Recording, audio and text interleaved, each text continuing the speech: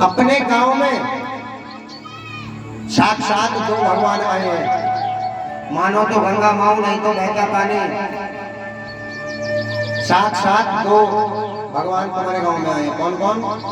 एक तो मेरे ठाकुर जी चल गए आए स्वयं, सबको दिख रहे हैं, दिख रहे हैं ना? ऐसा लग रहा है कितनी दूर से बोल रहे हैं। दूसरा, पृथ्वी के देवता, पृथ्वी के भगवान कौन है कलयुग में?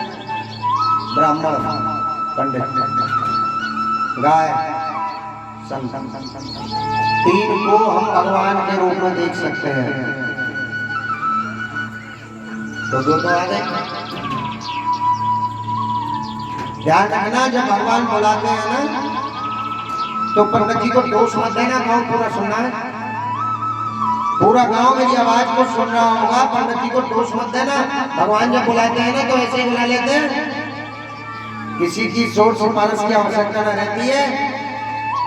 कभी कभी तुमने देखा होगा, ये कहते हैं ना तो कोई बीमारी, रात बतराए खूब, रोटी भी खाई है, बतरा के सोए, सुबह को उठे ही ना।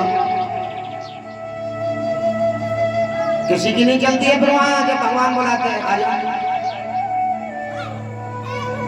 इसीलिए मैं सभी से हाथ जोड़ करके निवेदन कर रहा हूं पूरे गांव से, इस कथा को सब अपनी समझे।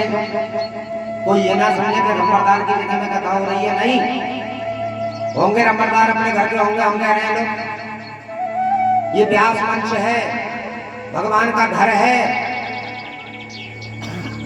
यहाँ आने में संकोच ना करो, सब आओ। क्यों?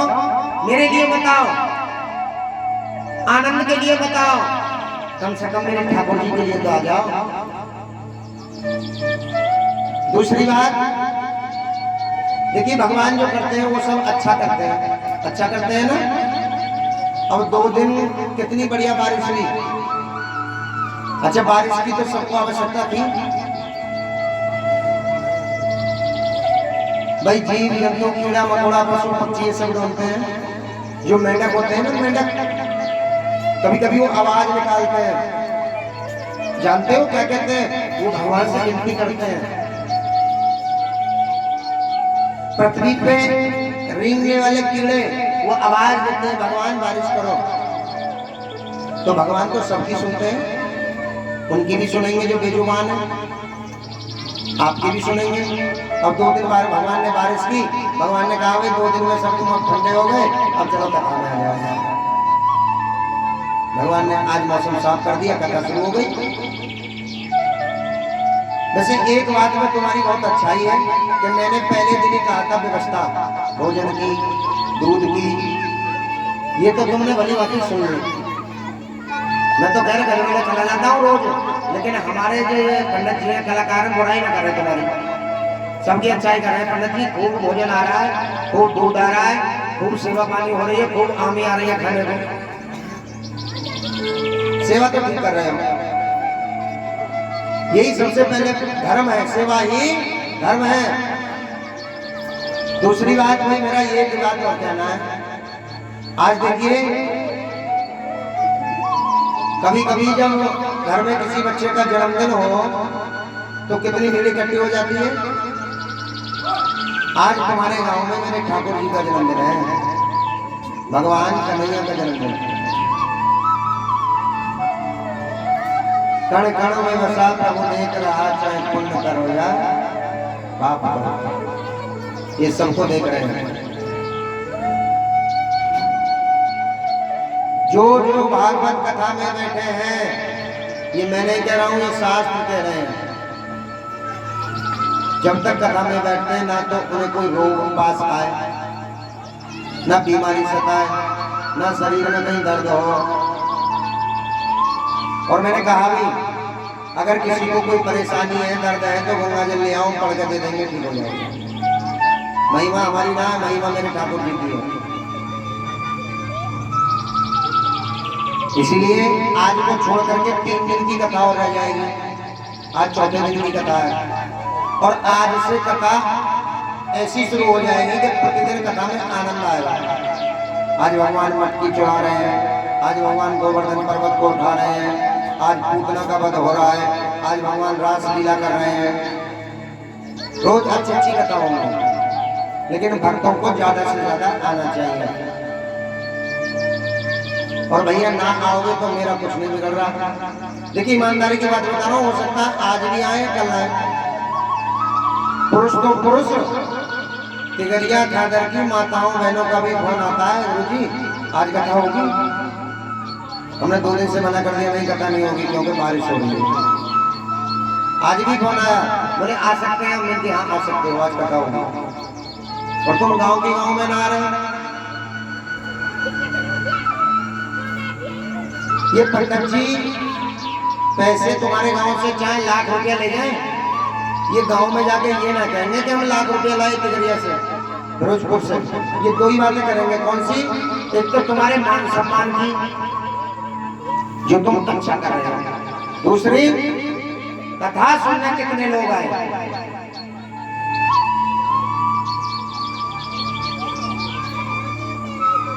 देखिए मैं मानता हूं इंसान से गलतियां होती हैं, क्योंकि इंसान गलतियों का पुतली है। हो सकता है कभी तुम्हारे गांव वालों ने आकर के, जो बाबा हैं जिन्हें नंबरदार कहते हैं, इनका नाम क्या है?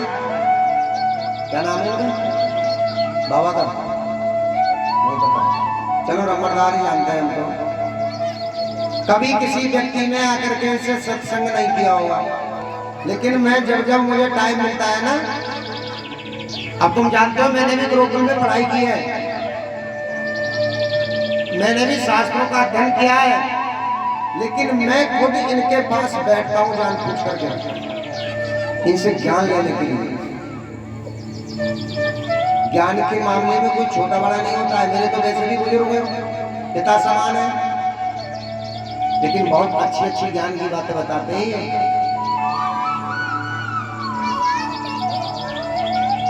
अब लोग ये समझते हैं साहब नंबरदार की जगह में कथा हो रही है।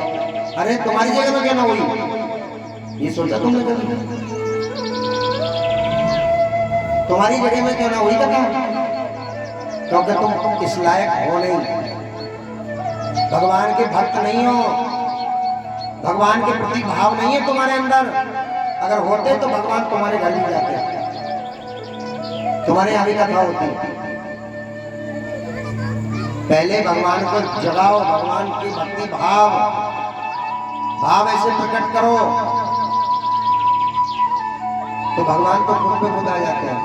देखिए जब हम पहली बार आए तो हमें यही जगह दिखाई, 2 जगह दिखाई। कौन सी? एक तो सामने वाली बैठक,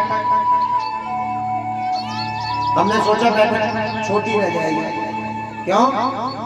तुम्हारे यहाँ के भक्त को छोड़ो, हमारी वीडियो तुम YouTube पर देखना, कितने कितने भक्त आते हैं कथा में। तिगरिया में इतना बड़ा पंडाल था यहाँ से लेकर के बैठक तक, लेकिन वो भी खाली नहीं रहता था, इतने भक्त लोग आते हैं कथा में। हमने कहा ये जगह छोटी रह जाएगी, लेकिन यहाँ आए तो बड़ा मन प्रसन्न हो गया, अपना भाव प्रकट हो गए। बाबा ने हमें पानी पिलाया, हमने कहा कथा यही होगी। हमने नहीं कहा, ठाकुर जी ने कहा। भगवान जहां जाते हैं वहां अपनी, देखिए जानते हो मौत जब आती है ना, समय, घड़ी, जगह, स्थान सब निश्चित हो जाता है। हम और आप कौन है करने वाले?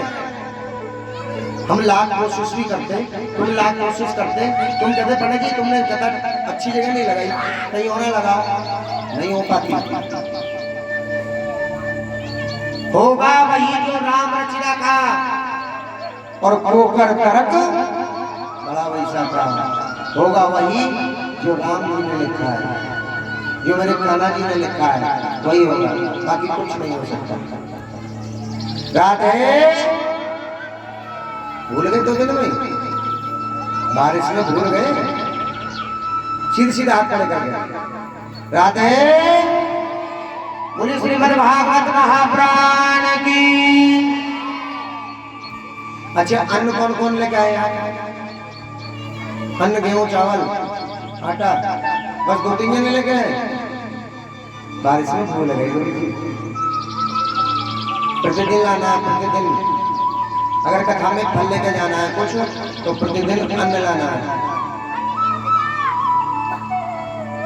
और एक बात और, देखिए ब्राह्मणों के पास तो वो हुनर है कि हम ईमानदारी की बात कर रहे हैं कि बिल्कुल तुम्हारे गांव का उद्धार करने के लिए आए हैं।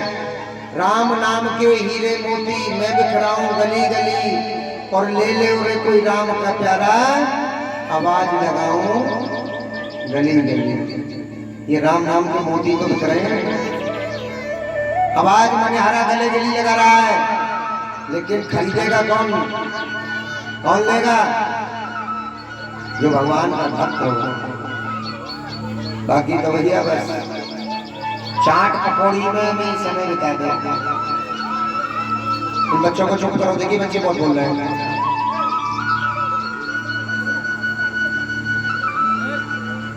दूसरी बात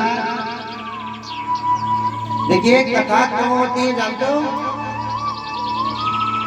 कथा होती है गांव का उद्धार करने के लिए। अच्छा, कभी कभी तुम कहते हो पंडित जी हमारे घर सत्यनारायण की कथा कर दो, एक हवन कर दो। क्यों कराते हो भाई? अपने कल्याण के लिए। और ये कथा हो रही है पूरे गांव की कल्याण के लिए। कितनी बड़ी महिमा है इस कथा की। अगर किसी ने जीवन भर पाप किया हो और अपने कानों से दो चार शब्द कथा के सुन ले, कानों से बता रहा हूं, और उसी कथा के बीच उस व्यक्ति की मृत्यु हो जाए, तो ये मैं नहीं कह रहा हूं, शास्त्र कह रहे हैं, वो सीधे स्वर्ग के धाम जाएगा। कितनी बड़ी महिमा है। तुमने कथा ना सुनी गोकर्ण धुंधकारी की? धुंधकारी प्रेत आत्मा बन के कितना सताता था अपने पिता को, लेकिन कथा सुन करके वो सीधे भगवान के धाम को चला गया। कितनी बड़ी महिमा है। दूसरी बात, आज कथा को चौथा दिन है। वो छोटे से कन्हैया जी आ गए, किसके बनेंगे आज? परीक्षित जी, जो कन्हैया जी के लिए कहा था ले आए तुम? ठीक है, कन्हैया जी का जन्म होगा। और मैंने ये भी कहा था कथा में दान करना भी बीच बीच में बहुत जरूरी है। दान नहीं करोगे तो तुम्हारे पूर्वजों को मोक्ष कैसे मिलेगा, उद्धार कैसे होगा? कुछ वक्त तो ये कहते हैं गुरु जी आ रही है अम्मा, लेकिन कितनी लेट आ रही है बताओ। अरे मैया या तो आनंद के खजाने लुटाए तो मवाइए। देखिए, आरती से पहले पहले, अब यही तो मूर्खता है। बच्चों तुम आगे आ जाओ, थोड़े थोड़े आगे हो जाओ, इधर आ जाओ, कुछ मत है, इधर आ जाओ। आरती से पहले पहले कथा में आ जाया करो। अब भोजन तो लगभग 8 बजे तक सब फ्री हो जाते हैं, 9:30 बज रहे हैं। 8:30 बजे तक सभी आ जाया करो कथा में। आज बहुत सुंदर कथा सुनेंगे आप भगवान कन्हैया के जन्म की और राम जी के जन्म की। दूसरी बात, कुछ भक्त सोचते हैं हमारे बुजुर्ग चले गए, बड़े बूढ़े मर गए, भैया उद्धार हो गए हम। अरे मूर्खो, 7 जन्म भी तुम उद्धार नहीं हो सकते। 7 जन्म भी माता पिताओं से। अब पता है, जो आप यहाँ आटा लाते हो ना, आटा चावल लाते हो, वहां तुम्हारे जो पितृ हैं वो प्रसन्न होते हैं। कैसे? उसमें 2 कारण हो गए। कौन से? एक तो हम पंडित जी को दान कर रहे हैं, दूसरा हम कथा में दान कर रहे हैं। 2 फल मिले आपको। अन्य कास्ट को तुम कितना भी दान करो नहीं लगेगा, लाख माया दे दो नहीं लगेगी। और पंडित जी को अगर तुमने 1 रुपया दे दिया तो 4 रुपये जमा हो जाएंगे तुम्हारे। कितना बड़ा फायदा है। तुम्हारे 1 रुपया के 4 रुपये जमा हो जाते हैं। कहाँ? जैसे बैंक में जमा करते हो ना, वैसे ही प्रभु के यहाँ जमा हो जाते हैं। समय आने पर तुम्हें मिल जाते हैं। कहते हैं ना तेरी तो लॉटरी खुल गई। ऐसी तो खुलती नहीं जब भगवान ने कहा। और भैया कंजूसी करोगे तो तुम जानो पंडित जी कैसे ले में शंकर भगवान बन गए पंडित जी। दूसरी बात, तुम तो ऐसे कर रहे हो, पता कैसे कर रहे हो? एक सेठ जी है, हम गए इधर मेरठ साइड कथा करने। अब मेरठ से आगे जब कथा करने गए तो वहाँ एक सेठ जी है, कंजूस सेठ जी, बिल्कुल तुम्हारी तरह जब तुम बैठे हो ऐसे बैठे हैं पागलों की तरह, कुछ जानते ही ना। अब वो सेठ जी इतने कंजूस, कभी दान ना करें कथा में। अब बोले अपनी पत्नी से, सुनती हो? बोली हाँ। देखिए पंडित जी कथा बड़ी अच्छी सुना रहे हैं। अरे बड़ी अच्छी कथा सुना, मैं समझाने वाली। पति पत्नी को कैसे रहना चाहिए, माँ बेटा को कैसे रहना चाहिए, ऐसी ऐसी कथा सुना मैं। तो उनकी पत्नी बोली हाँ पंडित जी तो अच्छे हैं। फिर बोले हाँ अच्छे तो बहुत है, और देखिए सब दान कर रहे हैं ना, कोई चून, कोई चावल, कोई आटा, कोई पैसे, दक्षिणा, सब दान करते हैं। अब देखिए मेरा भी मन कर रहा है दान करने को, अभी जरूरत नहीं है, अभी नहीं, 1 घंटे बाद, 1 घंटे के बाद। अब वो कंजूस सेठ जी कहने लगे मेरा भी मन कर रहा है दान करने को। अब कंजूस इतने, अरे बातें मत करो भैया, तो पीछे जो बैठी है क्या बातें करने आई हो, कथा सुनने? अब वो कंजूस बोले भाई दान तो करने को मन करे पर करूँ का, जेब में से पैसा दूं तो कम हो जाएंगे, अगर कोठी में से अन्न दूं अनाज तो कोठी में से कमी आ जाएगी, दान क्या करूं? अपनी पत्नी से बोले, होशियार बहुत है, होशियार तुम्हारी तरह थे ना, लेकिन ये पता ना थी कि कथा कौन सुना रहे हैं, पंडित जी। अब पंडित जी लेना कैसे सुन लो। अब वो कंजूस सेठ जी बोले यार दान क्या करूं? अब दिमाग में आया, बोले एक काम करियो, अपनी घरवाली से बोले तुम सुबह को जो सब्जी बनाओगी ना, क्या बनाओगी? बोली केला की फली बनाओगी। बोली छिकल जो उतारोगे ऊपर से? बोले हाँ। उन्हें एक पन्नी में बांध दिया। बोली क्या करोगे? पंडित जी को दूंगा दान में। अब तुम छिकलों को फेंकोगी तो, अरे हमसे तो बेकार ही है, इससे अच्छा पंडित जी को दान कर दूंगा। बोली ऐसे कर लो। अब वो छिकल पन्नी में बांध कर रख दिए। जब पन्नी में बांध कर रख दिए, ले गए। बोले पंडित जी सीताराम। और हमने देखा वही बड़ा कंजूस व्यक्ति, सीताराम। पंडित जी कथा बहुत अच्छी सुनाते हो, ये आपके लिए दान लेकर के आया हूँ। हमने देखा भाई दान में क्या है, केले के छिक्कल, रख दे बेटा। हमने कहा रख दो, ले आओ। अब हमने वो अपनी गैया को दे दिए, रोज छिक्कल में रोज हम गैया को देते। अब हमने सोची भाई इन्होंने 7 दिन की कथा सुनी है, सेठ जी बहुत होशियारी दिखा रहे हैं। हमने क्या देखा, एक दिन सामने ही उनकी बिल्डिंग थी। अब उनके लड़के का विवाह हुआ था, नया नया विवाह हुआ था। अब एक बिल्ली आई और बिल्ली दूध पिया और चली जा, दूध पिया चली जा। अब बहू बड़ी परेशान, तो बहू ने बेलर उठा के जो बिल्ली के मारा, तो बिल्ली म्याऊं म्याऊं करके वहीं पछाड़ करके गिर गई, बेहोश हो गई। जब बिल्ली बेहोश हो गई, बिल्ली में कड़वों बनाती है, कभी तुम छिड़ के देना बिल्ली को। अगर बिल्ली के तुमने चप्पल भी फेंक के मारी तो बिल्ली मक्कड़ बना के वहीं लेट जाएगी। क्यों? कभी चुप पड़ जाएगी, जब तुम भाग जाओगे तो उठ के भाग जाएगी, होशियार बहुत होती है। अब बिल्ली मक्कड़ बना कर लेट गई। हमने देखा लेट गई बिल्ली। हम पहुंच गए घर, सीताराम राधे श्याम। अरे कहाँ गए सेठ जी? बोले आ जाओ पंडित जी। हमने कहा अरे सेठ जी ये क्या हो गया, ये बिल्ली कैसे मर गई? बोले गुरु जी मेरी बहू ने वो बेलन फेंक के मार दिया।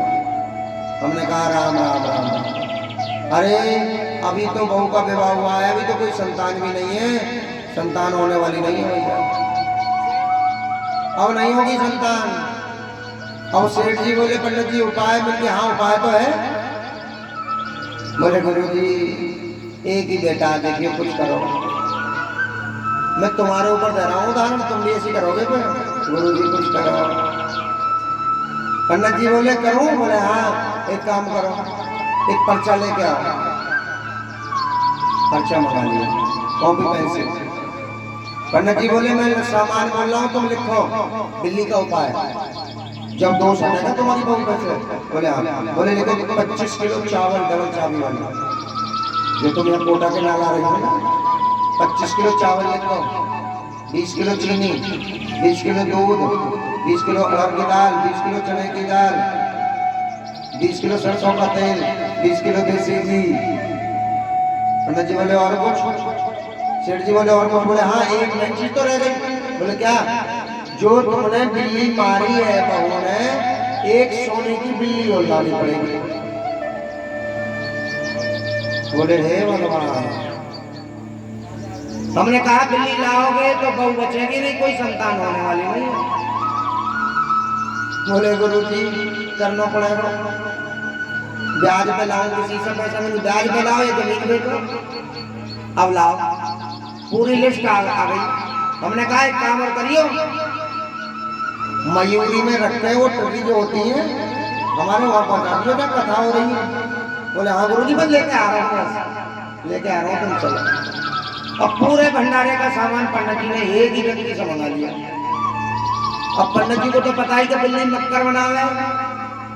अब हमने उठाया जल और बिल्ली के ऊपर जो मारा, बिल्ली म्याऊं म्याऊं करके भाग गई। अब सेठ जी बोले पंडित जी बिल्ली तो जिंदी है, बिल्ली को तुमने थोड़ी कर दिया, पंडित जी ने करी, हमने करी जिंदी, दोष अब हटाया, बिल्ली मरी ना। तो ध्यान रखना, ब्राह्मण में पंडित में बामन कुली होती है, बामन बुद्धि, इसलिए उसे बामन कहते हैं। इस खोपड़ी में बामन बुद्धि है, किसी ना किसी रूप से तुमसे पैसे लेंगे, ये सत्य है। और तुम दोगे, लेकिन अब अपने आप ही अगर दान करते रहो थोड़ा थोड़ा तो अच्छी बात है। और भैया जब अटकी पे दोगे तो फिर क्या फायदा है, ऐसा दान भी ठीक ना है। राधे। और देखिए भगवान की ये पावनमयी कथा, देखिए जब जब हम नाम और पुकारते हैं तो भक्त चले आते हैं। हमारे प्रधान पद के उम्मीदवार, और मैं तो भगवान से कामना करता हूं ठाकुर जी से कि इस बार उन्हें कामयाबी मिले, क्योंकि जैसे भाव, एक बार ताली बजाओगे राजेंद्र भैया के लिए। देखिए हम नहीं बुलाते हैं, भगवान भक्त को खुद पे खुद घर से बुला लेते हैं। मैं उन लोगों को लाउड स्पीकर के माध्यम से कहने जा रहा हूं जो अपने गांव में कथा सुनने नहीं आ रहे। देखो पड़ोसी गांव तिगरिया से भक्त लोग आए हैं कथा सुनने के लिए आपके गांव में। ये मैंने नहीं बुलाया फोन करके, तुम खुद पूछ लेना, ये तो भगवान जी ने बुलाए। क्यों? कि इनके अंदर भगवान के प्रति भाव है। भाव नहीं होता तो कौन बुला रहा है? तुमको क्यों नहीं बुला रहे भगवान? क्योंकि तुम्हारे अंदर वो भाव नहीं है। अपने अंदर भाव लाओ भक्तों। यदि हवा कर दो भाई, हवा ना रही। और महाराज जी बढ़िया और सब बढ़िया। भगवान के प्रति भाव भक्त। देखिए इनके बैठने की व्यवस्था करें, कोई कुर्सी हो तो कुर्सी या चारपाई डाल दो, बाहर से आए हुए अतिथि हैं ये हो। अब की बार मैंने इनसे कहा था, जब इनके यहाँ थोड़ी सी 5 मिनट की चर्चा इनके यहाँ की कर दो। जब मैंने इनके यहाँ कथा की तो अकेले जो जा रहे हैं गजेंद्र, इनसे कहा था मैंने, गजेंद्र गाँव में कथा होनी है। बोले गुरु जी होगी। ठाकुर जी की इच्छा ऐसी हुई, जय जयकार हो गई। और इस क्षेत्र में ऐसी हमने कथा नहीं की जैसी तिगरिया में की। पैसा भी, भाव भी, भक्त भी, सुनने वाले भी, श्रोता भी, और भगवान की कृपा भी खूब बरसी। मैंने इनसे कहा कि अब की बार मैंने संकल्प भी कराया है ना, भगवान की कृपा रही तुम्हारे ऊपर तो 5 कथा 5 साल रहती है ना प्रधानी, 5 कथा हम अपनी तरफ से करेंगे। श्री गोविंद भगवान की। ये भी एक बात बताने जा रहा हूं, ध्यान से सुनना, 2 मिनट की बात है। लड़की के लिए वर, लड़की के लिए दूल्हा, हमारे लिए राजा। जो गांव का प्रधान होता है ना वो राजा ही होता है। हमारे तो हाथ में है कैसा होना चाहिए। राजा कैसा होना चाहिए? जो अपनी जनता के लिए अपनी गर्दन काट करके सामने रखे, ऐसा राजा होना चाहिए। अच्छी बात नहीं है। मैंने प्रधान जी को भी, तुम्हारे गांव के जो प्रधान जी है, हालांकि आवाज पहुंच रही होगी उनके कानों तक, 1-2 दिन ही देखा बस, शायद पहले दिन ही देखा उन्हें आते हुए। दूसरी बात, सबसे पहले मैंने प्रधान जी से ही पूछा। तीसरी बात, कौन सी गलत बात लगी मुझे प्रधान जी की? प्रधान जी ने आज तक फोन करके या हमसे आकर के ये नहीं पूछा, गुरुजी तुम मेरे गांव में रह रहे हो, कोई दिक्कत परेशानी तो नहीं है? बोलो है गलत बात या नहीं? मैं तुम्हारे घर घर नहीं जाऊंगा, प्रधान जी के यहाँ जा सकता हूँ, क्योंकि वो गांव के राजा है। तुम भक्त लोग सब सेवा कर रहे हो, लेकिन अभी तक प्रधान जी ने आके ये ना पूछा, गुरुजी तुम्हें भोजन मिला? नहीं। चाय पानी आपकी हुई है? नहीं। ऐसा नहीं करना चाहिए। हम आपके बुलाए हुए तो आए हैं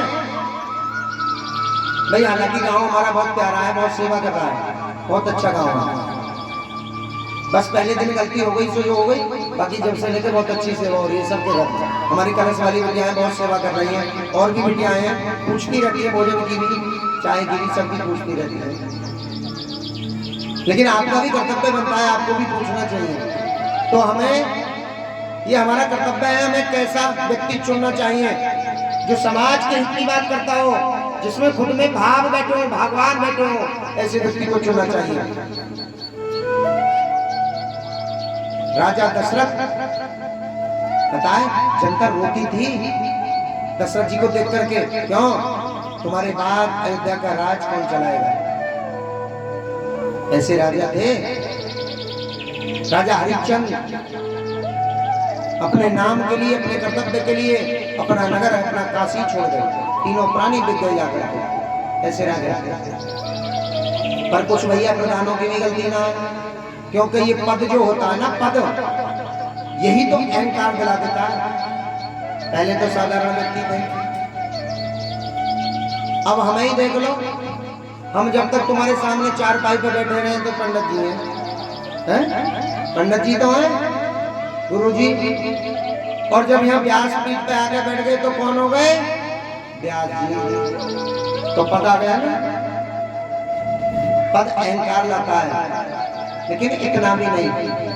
समझना चाहिए प्रजा हमारी दुखी तो नहीं है, प्रजा को समझना चाहिए।